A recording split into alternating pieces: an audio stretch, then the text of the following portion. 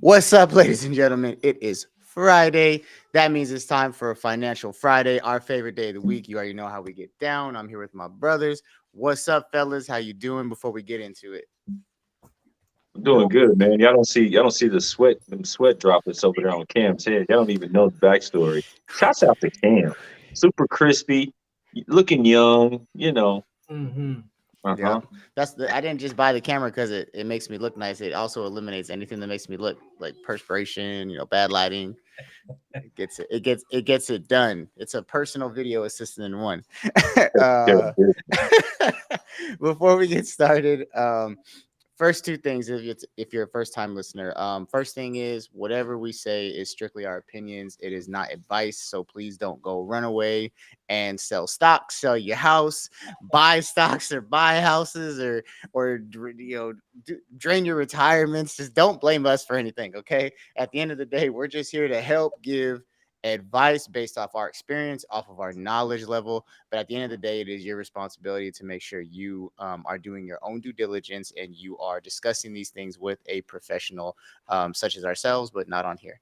And so, second thing, the way that we rock around here, myself, Rico, and Glenn, every week one of us will pick three articles to talk about based off, the things that we're interested in, things that we believe might be important to you guys, and we're going to discuss them on here.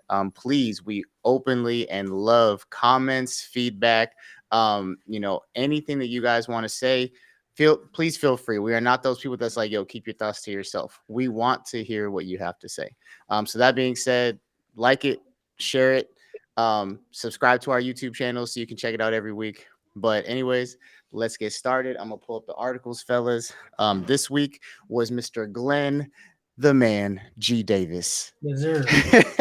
Why you pulling it Mr. up? Davis. I'm Mr. going to give Davis. my what's going on, guys. Since I didn't get a chance, Cam asked me how I was doing, but I didn't get a chance to answer. No, I'm just kidding. You gotta hurry up. Hey man, closed mouths don't get fed. Yeah, I'm feeling blessed and grateful today, man. It's super excited to be on the platform. To all our watchers, listeners, rewatchers, thank you guys for tuning in. Look forward to you guys commenting into the chat. But yeah, so I picked three articles today that we're going to talk about very briefly, man. And the first article was about Foot Locker. So back when I was a kid, I remember being a sneakerhead, and Them I never days. had to stand in the lines to wait for sneakers because I always knew somebody that worked in. So Oh, I Glenn always had got to connect. Yeah, yeah, he did. He did. He had to network connect. at an early age. But no, but seriously, I thought that this was a great article for a number of reasons, man. The CEO or new CEO of Foot Locker, whose name is Mary Dillon, right? She formerly held the store Ulta. You guys remember that store, Ulta? Or Oh yeah, My I wife mean, knows about it. yeah, I say it's still around. Should we remember I'm like it was saying like like gas it's Radio Shack? station. But yeah, Circuit so City. R.I.P. Radio Shack. right. So she was one of the main people that helped kind of elevate the store Ulta, right? So Oh, okay. last August 2022, she became the new CEO of Foot Locker. But January of this year, she took seat, right? And so the title of it says Foot Locker stocks sinks as company slashes sales forecast amid tough macroeconomic backdrop, right? And so that initially stood out to me. And so as I was kind of reading the article, I thought this would be good, just for the people to chime in on, listen in. But in the article, it kind of talked about how the stocks dropped 25% Whew. on Friday, actually today, after the company have cut its full year sales outlook, right? And so when it comes to like new CEOs, like one of the things I kind of look for is like, okay, what are the vision? What's the strategic plan that they're casting? Especially from an investment standpoint, right? Like, Hmm. what are what are the potentials of them taking the company and expanding the vision, you know, significantly, right? And Yeah. then something else that kind of was mentioned in the article, which was my assumption was why some of the investors kind of pulled out is because in the article it talked about how they're looking to close, their plan is to close about 400 stores. Right Mm. now, what I wasn't aware of is like when it comes to malls, there's different tiers, right? So it's like a grading Yeah. scale, A, Yeah. B, C, D. which makes sense. But like, so what they did is they were looking at a lot of the stores in malls that were, kind of more of the grade C, grade D scale where they weren't bringing in enough revenue. And so her part of the plan is to close those stores. But what I like about her is that I was watching the interview. She actually has her and her team have actually have a great plan in mind of taking some of those funds, and instead of, because a lot of people don't shop in malls anymore, right? But what Yeah.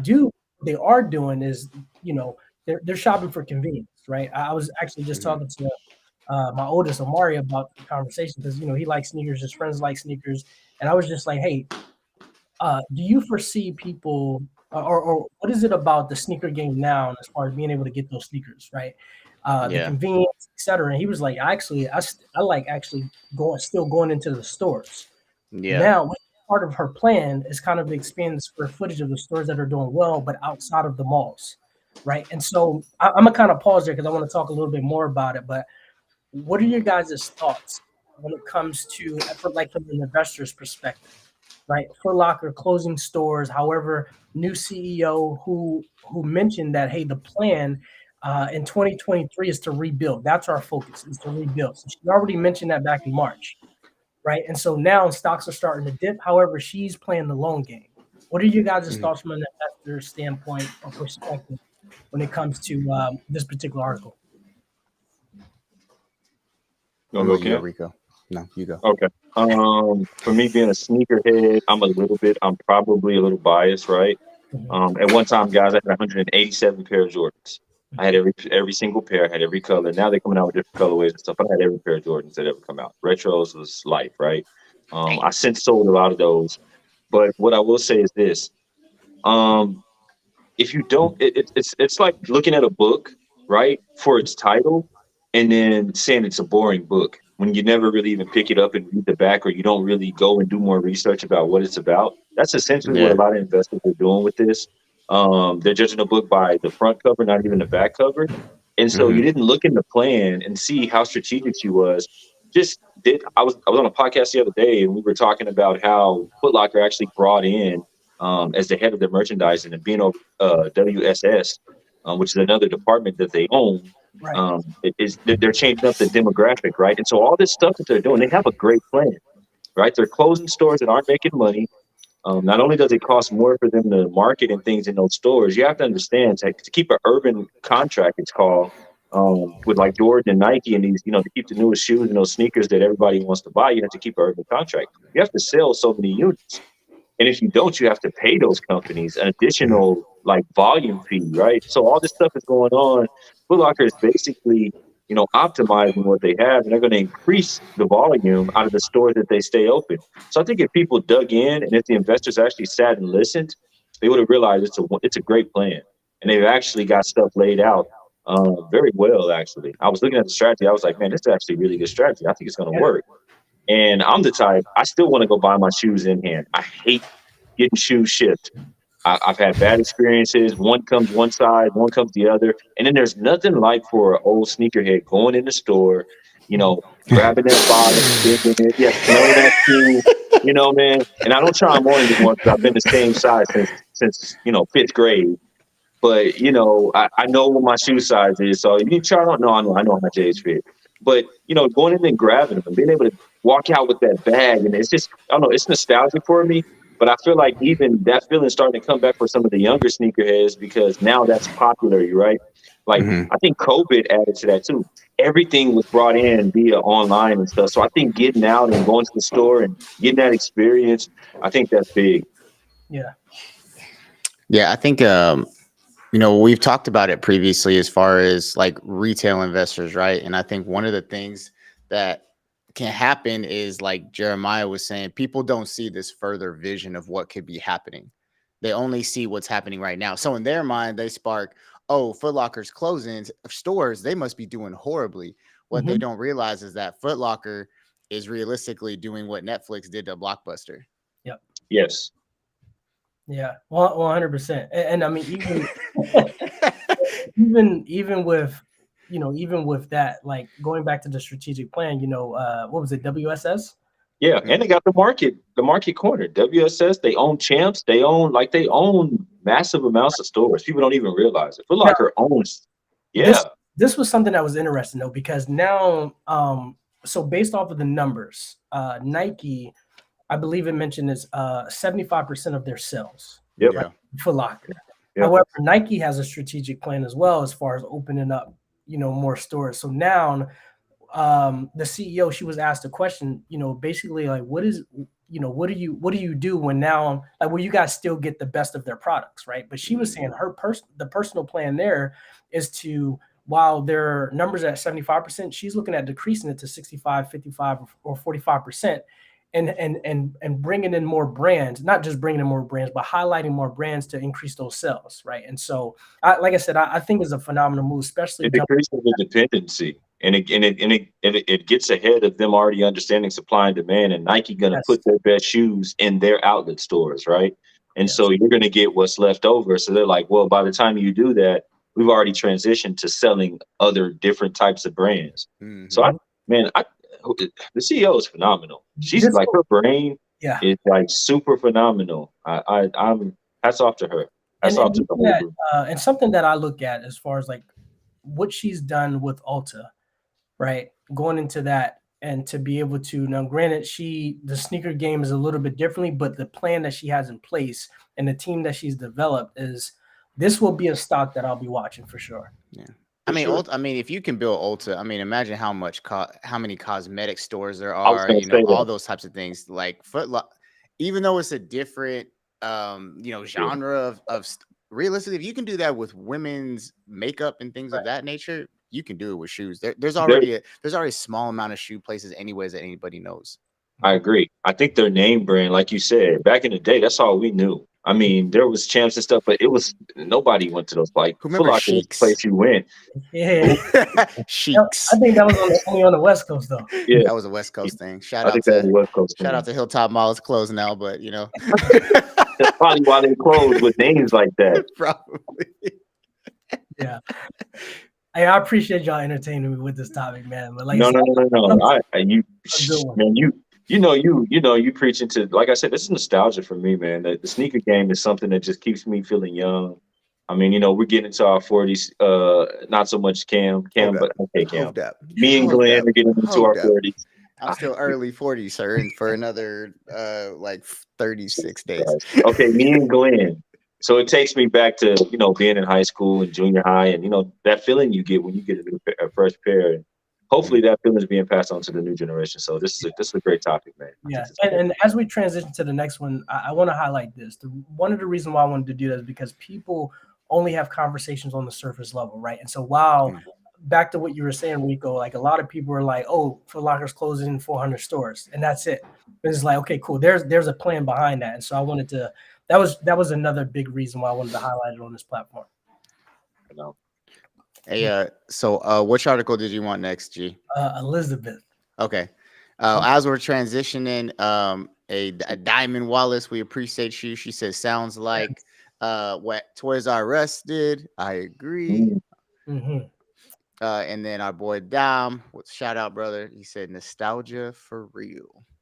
Yes. So a shot on towards the. Go ahead, G. I was gonna say. I was just about to say we got the East Coast and West Coast on the call. Oh, we got both sides. We got everybody tuning in. Appreciate you guys. All the love. Sure.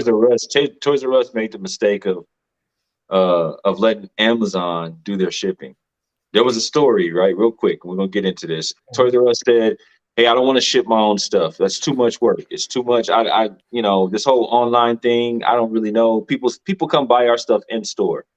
Okay, so what ended up happening was they outsourced their online purchasing via Amazon. Yep. Well, we all know what happened with that. That's literally how Toys R Us went out of business. Guys, learn to do it yourself. Mm-hmm. Just saying. And we on to the next. Topic. Transition to the next one. So for a couple days ago, I seen a video was kind of trending. Senate Elizabeth Warren was kind of giving it to people in a committee board meeting, and so this one stood out to me specifically for that reason initially, but then Rico actually passed his article on, and I was reading. I was like, "Yo, this is another one we have to talk about, right?" To kind of dig a little bit more into. So, just kind of some backstory. So, Elizabeth Warren, again, there was a Senate Banking Committee hearing, right? And so, what she did was she was actually confronted acting comptroller of the currency, whose name is Michael, I think is Hasu. So Right. Yeah, Sue. So in this particular, there's a quote right there. Hey, Cam, if you can go up a little bit. Oh, yeah. So right there. So she specifically confronted acting comptroller of the currency, Michael Sue, among the regulators who awarded the bulk of the First Republic's operation to J.P. Morgan, right, on May the 1st, right? The decision followed a weekend-long bidding war overseen by the FDIC, or the Federal Deposit Insurance Corporation. So just kind of a little bit of backstory. One of the comments that stood out that kind of highlighted that Elizabeth was talking about, she was just like, "Yo, this is very troubling," right? How can, how as leaders, as people that have a voice, how does this make sense, right? And so that right there, where Kim is highlighting, it's like he knows. Yeah, it was like, so what she was kind of, asking, like, hey, this doesn't make sense because now, this gives a higher 800 to 1400%, which is a huge window, by the way, more than selling to other bidders, right? So with that being said, basically, that really stood out to me, and I was like, yo, we have to have this conversation on this particular topic at hand, because the video is trending across social media platforms. But aside from that, I believe that it's very important for people to call people out on platforms like this, instead of just kind of sweeping stuff under the rug and just allowing big bank to take little bank and do things like that. So I want to know guys' thoughts on that. Shout out YG. That was literally big bank taking little bank. That was literal. For me, what's crazy is we talked about this. Mm-hmm. You guys remember when we first started, and I was saying, like, man, this doesn't seem like a good idea to me. Essentially located and having a bank that controls everything, essentially, because J.P. Morgan Chase was already the largest bank. And so what happens if you increase the size or the concentration of wealth in one particular entity, and that entity fails? What does that do? That increases the probability of the entire system failing, right? And I think that it's really important. Cam, you're right there on there. According to the scores, of the GSIB, which is the Global Systematically Important Bank score, right? PNC Bank, go down a little bit, Cam. Oh. PNC Bank, and so PNC Bank and Citizen Financial Group were actually better choices. Mm-hmm. Now, I think this all goes back. I'm not a conspiracy. I think it's just all laid out in front of us if you can read it kind of clearly. I'm okay. I'm a conspiracist. I just keep it honest. Diamond, I've been praising Diamond before, but you kind of see what's going on here. He was like, I mean, we're the number one country, the biggest country with the biggest economy. Why wouldn't you want the biggest bank? Dude, no. That's it's not a good idea. I don't think it's a good idea. And even when they did it, I was like, man, this is a little strange to me, because they changed rules and regulations to allow Chase to purchase, to purchase the bank. Chase got a $2 billion gain. Yeah. They ignored them. They didn't even change them. They just was like, nah, we good. Yeah. Totally changed. Like, carry overnight. On, sir. And I love down in the article, and I'm passing over to you, Cam. Down in the article, the craziest thing for me, I love it, and because I'm a Yankee fan. A guy in the article says, he goes, hey, he's like having a bidding war against J.P. Morgan Chase is literally like trying to pitch against the Yankees. It's like the last pointless. He's like, what's the point of bidding? Like what's the point of bidding? You're going to lose that bid. And so when the bid was open to Chase versus everyone else, it wasn't a competition. They're the largest bank, so of course they're going to win the bid. So it was a formality, basically. And I think for myself, what we should do, or what the focus should be, is, like G said maybe 2 weeks ago, he said, be very intentional. Be very specific and intentional with your spending. It's time to start doing deep diving into your bank. It's Yep. actually time to start focusing on who are the most successful people working with. We're gonna get into this next article, right? And I think that you should these kind of tie together. But who is this super successful person? Who is he banking on? Literally, right? Cam, go ahead, man. Sorry to take your time. So to answer your question, he's banking on Coach Cam. So As we all are. So I'll keep it brief so we can get to the next article. Biggest thing is like you already talked about, realistically, they're changing rules. But at the same time, I'm 50-50 with it, right? Like I believe it's not a good move. But at the same time, I'm also not a fan of letting people win for the sake of fairness. So So you're saying in a meritocracy, this is what was going to happen anyway. Facts. Got it. I mean, I'm good with that. I mean, realistically, it's just like, why have an expectation of anything else happening differently? Well, I mean, for the fact of the score, right, of the actual liquidity and the stake of the bank itself and how it ranged across basically the financial system. There were better banks out there. Oh, for sure. But what I mean is, well, like he said, as soon as JP Morgan was allowed to be a bid, like I was like, oh, okay, energy. I'm not gonna even spend my energy on what a better bank is because they're just gonna pick JP. But what I like about Elizabeth Morgan, like she was there to call things out, right? Like she's still doing it. Yeah. Even though, I mean, she even wrote a letter afterwards. I think it was May 7th, just 2 days ago. But even with that, her being able to say, okay, cool, I see that they won the bid. However, do you guys plan on adding regulations to ensure that things like this don't happen in the future? And so, like I said, I needed to highlight that article. Speaking of banking, while we're on it, and I know we got 7 minutes left to kind of move quickly with it.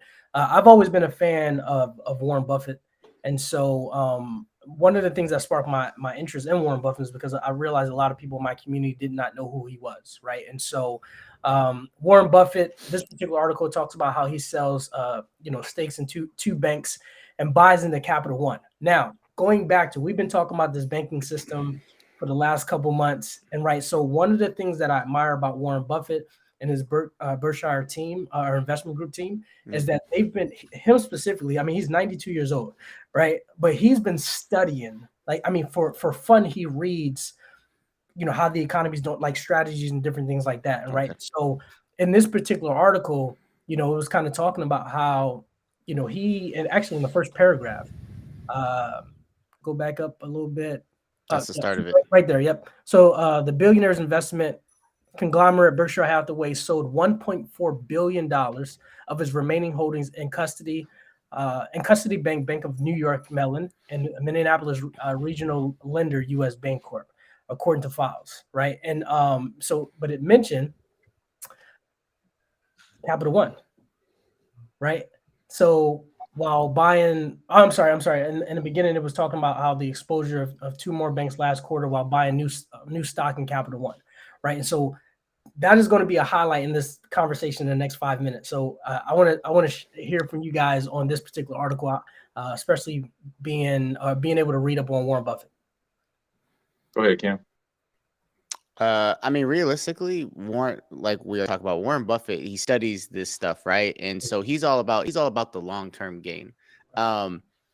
If I'm being honest, I've always thought Capital One was kind of like not necessarily like a B-rated bank, but like they the first one you think about. C-rated.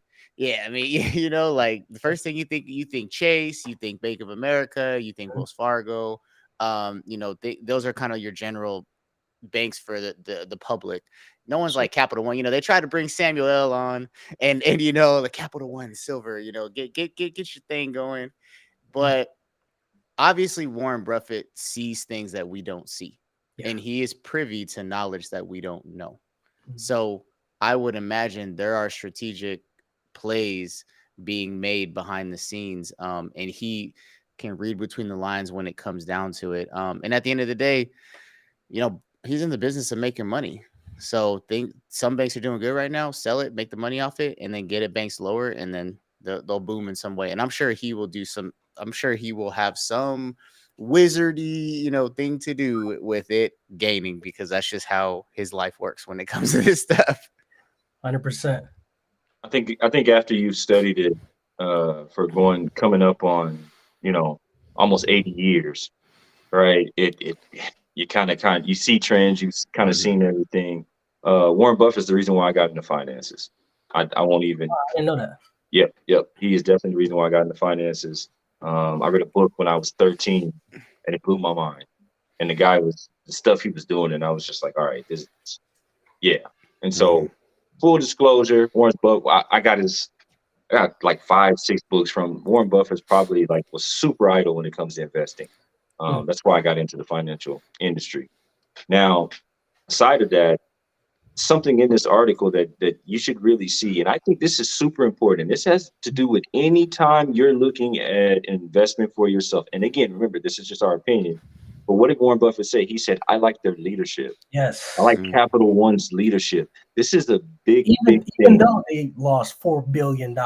They Yes. lost money. He said, "I like the leadership. This is strategic. This is the same thing we talked about with Foot Locker, right?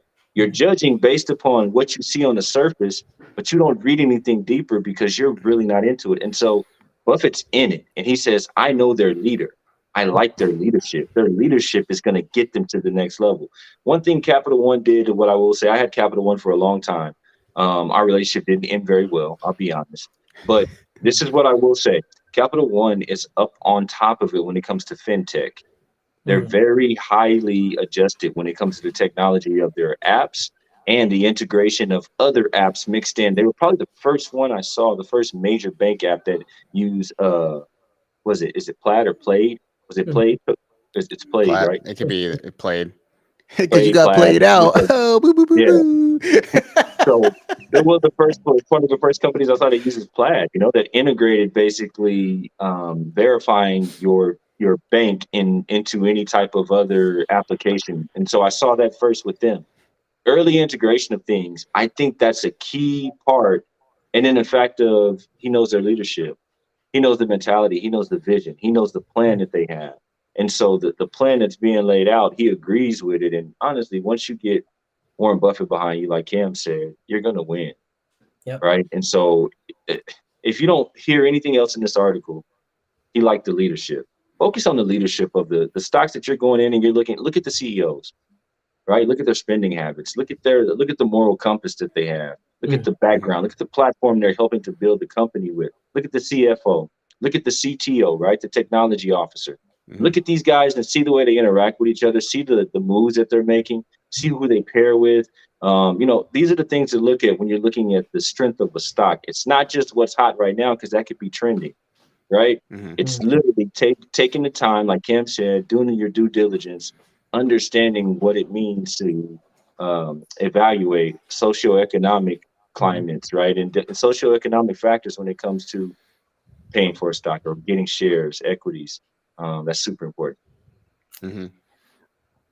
Just like, what's that? no, go ahead. Oh, I was going to say, yeah. So for reference, so it says in the first quarter, according to the filings, Berkshire maintained its bank holdings. The stake lost $4 billion in value through the quarter. I like Bank of America and I like the management, Buffett said at the shareholder gathering in Omaha, Nebraska. Yep. I mean, again, that's powerful, like $4 billion, right? But I'm still going to rock with you because I not only and how I break that down is him not just saying, "Hey, I like the management." Like he's going into the leadership style. He's going into everything Rico was just kind of talking about. And like when you can invest in people, or when you can believe in people's vision and believe in their abilities, like that's what it's about, right? How is the company, just like Denise just mentioned, like how companies run, like this particular company, like for Warren Buffett to be the individual who he is and how much wisdom he has in 92 years of being on this earth, like that speaks volumes. I would pay attention. 100%. When he does stuff, I pay attention. I'm not gonna lie. I follow behind him and I'll go purchase it. Obviously, I can't purchase what he purchases, but I go and get what I can get of it, right? Because I see how this is moving. Preston said vision and values. That's my two things. If you guys have ever heard me, if I'm evaluating something, it's my vision and it's the vision and value of the person. That's 100% correct. I'm starting to see I like that, Cam. Cam, you don't talk to your stuff over here, man. Yeah, you Mr. Tech. I've been doing Okay, research. Cam. I've been doing research, guys. Check it out, man. Okay. What's that? Go ahead, Kev. All right, so we're gentlemen, as always, appreciate we're 1 minute or 2 minutes over our time, as I said that. But that being said, we appreciate you guys rocking with us, showing up, being engaged. Honestly, that just makes this that much better for us on this Friday. This is what we love to do as we end out our week. You know what I'm saying? Anyways, we appreciate you guys every Friday, 3 p.m. Pacific Standard Time. Follow the Marathon group. You'll always see, you know, up-to-date information on what's going on in the market, finances. You can follow myself, Glenn, and or Rico as well, because we always post stuff. But other than that, we hope you all have a great weekend. Fellas, any lasting remarks? Oh, Yeah, real quick, while the dog is giving the shout outs. Just wanted to, first and foremost, everybody that's kind of watching and tuning in and commenting, definitely appreciate you guys, man. These particular articles were selected because these are conversations that we need to continue to have at our table with our families. These are we need to know what's going on in the market. We want to just kind of encourage you guys to stay tuned in, stay educated, and in the know, because your time, your words, your input into your family will impact the next generation. So, Mic drop. Rico, lasting remarks. Hey, shout out your Wednesday. Last but not least, yeah, I don't like doing shameless plugs. Thank you, Kim. I appreciate for the space. I'm gonna tell you to do it. You're going so Wealth Wednesday, guys. Check out at Latin Wealth YouTube or any platform that you can find your streaming or that you enjoy streaming podcasts. Check out Wealth Wednesdays on the Latin Wealth podcast. Appreciate it. Yep. Otherwise, we'll see you guys next week.